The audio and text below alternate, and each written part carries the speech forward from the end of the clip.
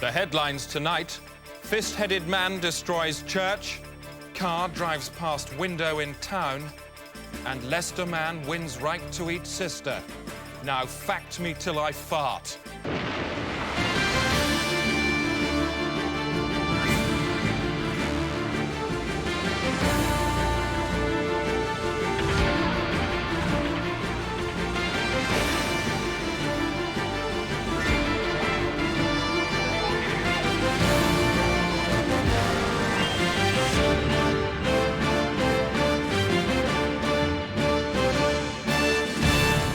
Coming up as stories in the programme, peace talks collapse as Serbs strap 400 monkeys to the back of Owen's Volvo. That does make it harder to reverse. And leave us alone, say men from Saturn. We want to go about our daily routines as far as is at all possible. Buckingham Palace has announced that over 40 members of royal staff have been destroyed to save money. The 43 workers learned of their fate after church on Sunday. They met the Queen and were told they would be slaughtered with scythes. That evening, they were herded into a Sandringham attic and culled in less than 10 minutes. It's not known who conducted the killings, but Princess Margaret is believed to have been involved. She was overheard yesterday saying, "You should have seen the looks on their faces. I laughed and laughed and laughed." Conditions on board the train stuck on the line for 2 days in Hampshire have deteriorated dramatically. There are fears now for the lives and sanity of those on board. Ted Moore has that story reporting. At first, the concern was for the commuters, stuck on a train because a signal got jammed by a dead bird. But when Farmer Peter Yates took them sandwiches this afternoon, the situation changed dramatically. 2 commuters jumped him like raptors and threw him aboard. 20 minutes later, he managed to get off the train and tried to escape, but was lassoed by a man with a rope and pulped. Just over an hour after that, a naked Mr. Yates appeared briefly for the last time, trying to haul himself out of a window, but it was a naff effort. Most ominously this evening, the commuters were seen struggling with a sack containing an object that was obviously as heavy as a human body, and then throwing some kind of weird ritual. Many here fear the worst, that Mr. Yates has been killed and sacrificed by a group of ordinary men and women who less than 2 days ago were content to sit opposite each other in silence, yet today beat their chests and yell like savages. Moments ago, we intercepted the sound of the guard trying to radio for help. Get these people! There's a woman!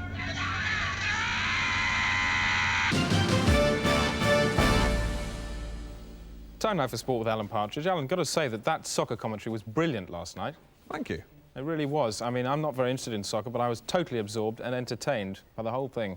Great. Tell you what, take a bit of extra time if you want. Do as much as you like on this. I'll be enjoying this too. Tonight, we're going to look at self-defence. Brilliant. Now, self-defence is no longer the preserve of hard men like Charles Bronson and Lee Marvin.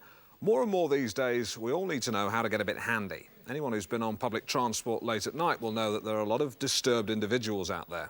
One minute they may be babbling incoherently, the next they could be going for your person. What do? Well, this week is National Self-Defence Week, so who better to tell us than one of Britain's best-loved judo fighting people, Commonwealth silver medalist Adam Neils. Adam. Hi. Now, self-defence is not simply about punching someone repeatedly in the face till they're unconscious, is it? No, it's exactly what it says. It's defending yourself, self-defence with the minimum of force. Weaponry?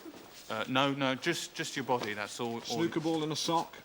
No, we teach people how to deal with that, but... What do you call those things with 2 sticks with a chain between them? Nunchaka. Yeah, I like those. Now, can we actually see some of the basic...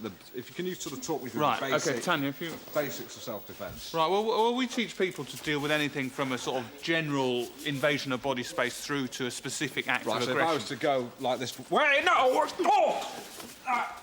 Tell her I can't breathe. So she's now wrested control away from you. I cannot breathe. Sorry. Please. Okay, that's good. She's wrested control away from you and has overcome you. The aggression's been turned against you.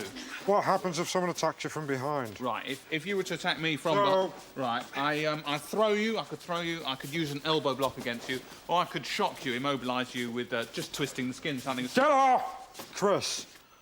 The American car company General Motors have today announced a cut in their workforce at their plant in Detroit. Our economics correspondent, Peter O'Hanrahan, is there at the moment. Peter, what's going on? Chris, it's a mass redundancy measure. It's the biggest layoff in American industrial history. 35,000 jobs in one fell swoop. Gone. 35,000? Yes. Peter, there's only 25,000 people at the plant. That's right, Chris. Mass redundancy on an unprecedented scale.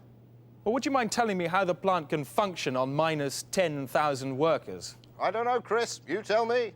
I'll tell you what, Peter, you mean 3,500 workers have been sacked? No, 35,000, it's all here. Let me see what you've got down there.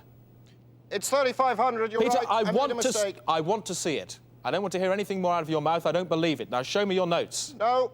Yes. It's 3,500. Show me. I don't believe what you're saying. I just want to see the numbers. Now, hold them up. Hold them up and keep them up. And rotate them 180 degrees in my favour. Do it. Peter, what's that? I don't have a monitor, Chris. I can't see what you're doing. You know what I'm talking about. It's just above your right eye. Yes. A cobweb?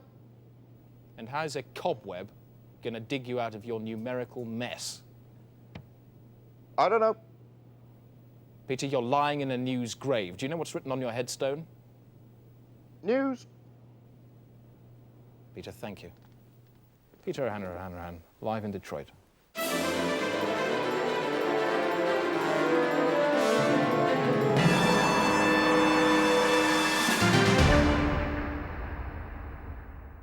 What is a gay? Now back to the stuck train, where one of the commuters, now no more than a bunch of wild savages, has given himself up. Here's Ted Maul. All afternoon, aggressive volleys of rubbish thwarted attempts to get the train moving again. Barricaded into his engine, the driver has constantly to defend himself with tools. Then, in a rare lull, perhaps the commuters were sleeping or praying to some new god, one of them left the train. Gerard Hort, a civil aviation engineer, had broken free from the train of hell, but it had left its mark. The man was in no state to give an interview, but it was possible to extract the following information. The commuters are split into two factions, one led by a woman believed to be an insurance broker from Staines. They wear blue ink on their heads, and a smaller group who worship fire. They rallied round a grease monkey from Acton. With the signal here still jammed by the dead bird, there's only one hope now, that a police marksman can shoot it out, giving the driver a slim chance of making it to Liverpool Street before he's torn to pieces. Time for travel now from Valerie Sinatra in the travel pod a mile above the centre of Great Britain. Valerie, tell me about everything.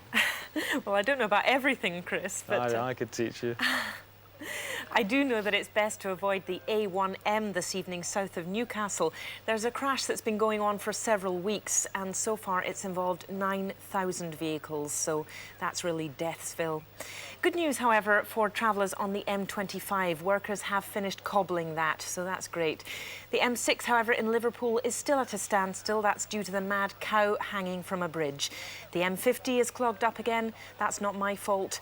And the M11 is slow between junctions 5 and 6 due to some police escorting some birds to the coast. That's about it, really. I don't know, it looks like a Robertson's factory down there. Sorry? All the jam. That's right. Golly. Yeah. Gay Desk now from Colin Popshed. Thanks, Chris. Quick roundup of today's gayness now, starting with the roads. The M70, the A3, the B664 and the A48M, they're all gay as from midnight tonight. The gay elements are potassium, zinc, hydrogen, copper and argon. Quick look at the world's walls. The Wailing Wall is gay, Hadrian's Wall is very gay, the Great Wall of China, that's not gay, and the Old London Wall has also stopped being gay. Gay cars next. They're the same as last night. All Volkswagens registered between 1982 and 1985. They stay gay for another fortnight. And finally, the gay seas are the Caspian and the Mediterranean. So, see you there. Chris. Thanks, Colin. He's not gay, by the way. We wouldn't employ a homosexual. Offices. We all know what they're like. Can I borrow a stapler, please? But many are now undergoing radical restructuring through the work of Lester Beck of Events International. His latest project was on the offices and people of Klubrox Pharmaceuticals in Windsor. Yeah, we can, as much as you want, Harry. Anthony Pon is Klubrox's office manager. He and his sales staff are about to become part of a unique experiment in management training. It was about Thursday, wasn't it? An experiment they shall never forget, and from which one of them will never physically recover. So what we must do is construct a raft, and onto the raft we will put ourselves. Lester Beck is the author of a radical management system known as disassemblage. The disassemblage procedure relies on dismantling each employee's emotional makeup and then reassembling it in a different order. What are we? Are we human? Are we fully human? Or are we not human? What does it mean to be not human? We need to be human. So, let's get it into the present, huh? Let's kick some ass into life. The team convene at 6 a.m. of the first day and are immediately disassembled. You know that you often say instead of speaking? Did you know that? No. Does everyone else notice this about Anthony? Yes. Yeah. Therefore, every time you say we're going to remind you that you're saying by going as well, okay? Don't take it personal. I'm the office. I'm the office manager. I'm responsible for the run. I'm the office manager. Yeah, all right. Stop it. Stop it. Good. I want you to give Christine a gift, and the gift you're going to give Christine is the gift of the truth of who she is to you. John. You dress like an old lady and you've got a stupid face. Good. Hit Christine. Christine, say thank you. Thank you. Good. Lisa. You're hairy and you're lonely and you've got a... Just two will do, Lisa. Well, you're hairy and you're lonely. Hit Christine. Good. Anthony. You've got no sense of humour and you're always there. Christine, hit Anthony. Oh. Good. Good. Beck takes the team out into the field to test purchasing techniques. Okay, what we're going to do is we're going to buy a newspaper, okay? And this is where we're going to get what we want. John. Hey, hello, my name's John. I'd like a Today newspaper, please. It's 2025, yep. He's got the right change. Thanks very much. Thank you very much. Good, John. Anthony. Lester, can I just ask, are we, is it... Buy a paper, Anthony. One thing, though. Buy a paper. Can I don't know, because I've already bought one, you see. I don't know whether I should buy the same one or... That's not important for the exercise. Can I have a... please stop it. Come on, Anthony, buy a paper. Come on. Okay, buy some candy, I don't care. I don't go on. That's all. I got the mirror. I got it. I got the mirror. Coming up, Clinton welcomed home after machine gunning 400 buffalo. And the siege on the stuck train has ended. A police marksman shot the dead bird out of the signal at 7 o'clock this evening. And the train, which had been stuck on the line for 57 hours, full of commuters going berserk, pulled off in a cloud of burnt diesel. By the time they arrived in London, most of the commuters had put their clothes back on and wiped off the blood. More cuts in the NHS have been announced today. Here with a resume of its 30-year decline, Fiona Harlem. Few people would deny that were it one of its own patients, the NHS would be on the critical list. What was once the healthy, bouncing boy child of Ernest Bevan is now barely more than a disease-racked, breathless corpse. But why? In 1979, funding for the NHS stood at over £10 billion. But by the late 80s, government cuts left the service with 37% less cash. So that's only 3% in real terms. So what in the end will happen to this? Chris. Thank you, Fiona. I'm joined now by the Junior Minister of Health in our one-to-one discussion area, Matthew Crean. Now, Mr. Crean, you've taken the money out of the NHS. You're the man responsible here. What do you say?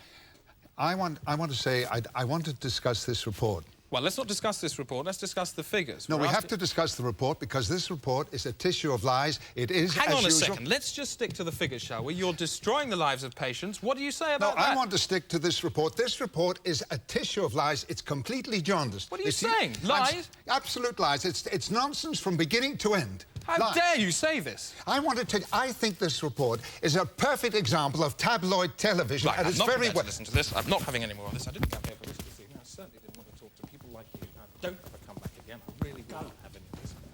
Fucking white bastard. Anyway, I'm going home now. I'm off. I'm never coming back.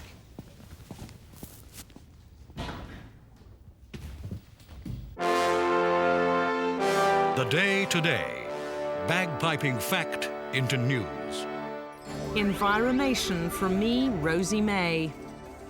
The war raging between two nations of crabs in the Bay of Biscay has claimed more human lives. Last night, a Portuguese trawler was dragged underwater by the turbulence of a massive battle between over 400 million crabs fighting for territory on the ocean floor. Blinking. In England, over 700 million hours a year are spent blinking. That's why a Leeds firm has built a special light which switches itself off for the duration of each blink. The device is also triggered by other activities which don't require light, such as sleeping and grieving. I'm Rosie May, and the world is at my teat. Staying now with the world, but it's the human world this time, which is around the animal world and sometimes on top of it, making a politics and events rather than environment stuff. With the day-to-day international news roundup. Moscow. Hello, Chris. Here in Moscow, it's Russia's chronic nuclear waste problem that's dominating the news live this hour. The latest plan is to hand out small parcels of plutonium waste to school children. Nuclear experts visit schools and the children are taught songs celebrating the efficiency of atomic power.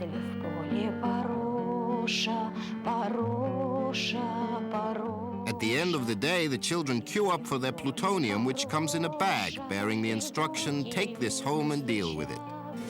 Tokyo. Thanking you live from Tokyo, where it's 3:30 in the morning. That's -7 in new Japanese time. In just 7 hours, the first of 30 full-size duplicate Japans will be switched on, and all clocks will be reset to 00000. The new Japans have been 3 years in construction, involving perfect replication of cities and people and children. The raft of new countries, which extends over 5,000 miles into the Pacific, has been hidden until now, but was spotted yesterday from an airplane. Japan has so far refused to comment. Rome! Live thanks from Rome, where the two French boys who hacked into the Vatican computers and changed Catholic doctrine are still being held by cardinals in Assisi. In a sensational development today, a video showing Stefan and Jed Madro, bruised but alive, was broadcast on Italian television with Vatican approval.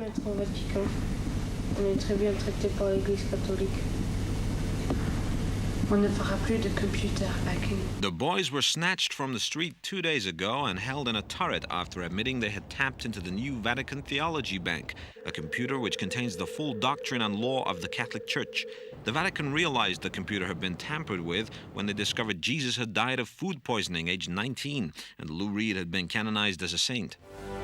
And that's the way the world is today from Rome. From Tokyo. And from Moscow. Goodbye. Chris. Wrong, all of you, because Calately's Sisters is doing the business, not me. Thanks, Chris. And there was a big whoop of dismay in the city today, Chris, when Troublefinch Dusky Holdings chopped off an eighth at 2.4 after a disappointing gutter surge tomorrow. Chris. The Central Numerical Council issued the new 7 today. It'll be 3 kilos heavier than the old 7 and made of glass. Chris, Calately Sisters. SPAC Handy Chop Tubes up 2.4, but let's see how the pound fared today with a quick look at the currency Susan. And as you can see, it started off the day quite healthily as a medium Susan, while the yen surged to a quite attractive, popular Susan by close of trading, with the mark resting on a plain, dumpy Susan with bad ears. Chris, summary, business, Chris. Your complaints. This is my complaint, right? TV is the most unkinning, unhappening, unsucceeded piece of sheet in the hood right now. You gotta get it. Totally discount you. More in the area, see, I'm talking. More ragga, more boggle, more death metal and Belgian house. You hear me? Let's get TV banging, motherfuckers. When I drive my car, I am not driving, I am participating in a conspiracy called traffic. I will walk. Time now for the weather from Sylvester Stewart on the Weather Pinball. Starting tonight in the southwest, where it should rain in drops the size of a wrestler, but fortunately, most of the rain, they're not quite reaching the ground. On now to Scotland and the north of England. Quite warm, about the temperature of a cow. However, a very stupid area of low pressure moving in from the Midlands will bring some heavy breezes later on, a bit like the first rush of euphoria induced by a large dose of heroin. On to the northeast. There'll be some heavy thunder there, about as loud as a woman. So the summary then? Cool showers wet, cool showers wet, cool showers wet, cool showers wet, cool showers wet. Time now for Alan Partridge. Got some sport for us? Certainly have, Chris. Great. And just some late-night soccer results. Here they are for Division 2. Sheffield Bonanza 1, Dynamo Aberdare 4, Manchester Coherent 2, Gil Morel 2. And the Scottish Division 1 game between Taste of Dunfermline and Strathcarnage cannot be stopped. Good night. Your complaints. This is my complaint, right? TV is the most unkinking, unhappening, unsussed piece of sheet in the hood right now. Look at the lens, please. Oh, sorry. You got to get it. Totally discount you. More in the area, see? I'm talking more rugger, more boogle, more death, mental and... Death metal. Well, death metal and Belgian house. You hear me? Let's get TV banging, mud the far cuss. And look at the camera again and nod your head as you say that. Mud the far cuss. And let's say that again once more into the camera, the last bit. Mud the far cuss. Thank you, sir. Back now to the day-to-day documentary on the efforts of Lester Beck to revamp the people and offices of Klubirox Chemicals in Windsor. Okay, let's make the Day 3, and Lester Beck places a powerful new variable in the office environment. If we released a live pig into the office, how would you be able to cope? Lisa. What, the pig that's our anger? Within us. No, pig. A real pig. What would happen? Would you be able to cope? Let's see. Okay, please release the pig. Release the pig, please. Oh, Thank no, you. it's a pig. Okay, It's a this real is pig. Snorkel. Say hello to Snorkel the pig. Get involved with the pig. Who allowed you to Get get this involved pig with in the my... pig. It's standard practice in Events International to intertextualize This is with a my pig. office. This is my office. Get this pig. Get a knife. Get this. Get a knife. Let's kill it. Stop it. Get a knife or something. This is my office.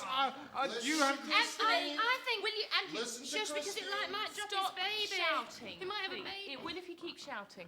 Listen to Just Christine. let's She's put some speaking paper- sense and here. you stop shouting, and please, can we let's just put some paper down and keep it happy. Right. Come on now. Come on, pig. Good, Christine. We've got an apple or anything to give it. You just sit on that. Can I get some water? Hello? See, the pig doesn't care about you, but you care about the pig. This is your problem. Could you get to my desk, please? Yes, hello. We're a bit tied up at the moment. Can it wait? Tell him about the pig. We've got we've got something happening. I'm so sorry. We've got a pig in the office. A pig. Yes, it is a real one. Please continue that conversation. Meanwhile, in training sessions, one employee, John Histons, questions Beck's techniques. Let me ask you a question. When you go to the toilet, do you have an Armitage Shanks interface defecation scenario, or do you just have a shit? Mummy's gone, and you want to cry like a baby. You. That's good, John. Help him onto the carpet. Down you come. Now, John, I want you to imagine that the carpet is your mother. Beat up on your mom who left you. Go on. Get it out, John. Go on. Go on, hit it. Hit it, John. Don't cheat on yourself. Imagine it's your mother. Go on. It's your mother. Where did you go? Go on. Kick it. Go and kick it as She well. left you, John. She didn't understand that you were suffering, and it's taken you 25 years to get over it. Really But get you're it back doing for it everything now, she's John. done to me over That's the good. years. Just get Beat in up on the there. carpet. Go on, John. Don't give up. She's taken all the best years of my life. Just get in there. Christine, don't get too excited. Okay, let's look at next week, please. 3 months later, the office at Kluberox has been rationalised. Can you tell them to ring back in 5, please? And the Egham account. I'll do it on the same day as coffee. Excellent. No problem. Good. No problem. Lisa, now, the dry calling in the Windsor area was very weak last week. If you could really push it next week, that would be excellent, okay? Yes, I can. Brilliant, that's all. For John Histons, the training course was his last memory of the company. He left shortly after it to follow a new direction. A lot of people are very surprised, that I ended up in the butcher's. But at the office, well, it wasn't really me, But here, I know I've got exactly what to do. I like meat. I like working with meat. I'm happy with it. In a way, I respect it more than people. And if you were to see Lester Beck again, how would you react? I'd probably I'd stab him with this knife, The Day Today. News Filch. And just time for a quick look at tomorrow's... The Independent, Bank of England recovers from swollen chairman unusualness. The Telegraph go with Simon Rattle lost in Cress. The Daily Mail, pretty keen on lassoed bat wins Booker. They devote 4 pages to that.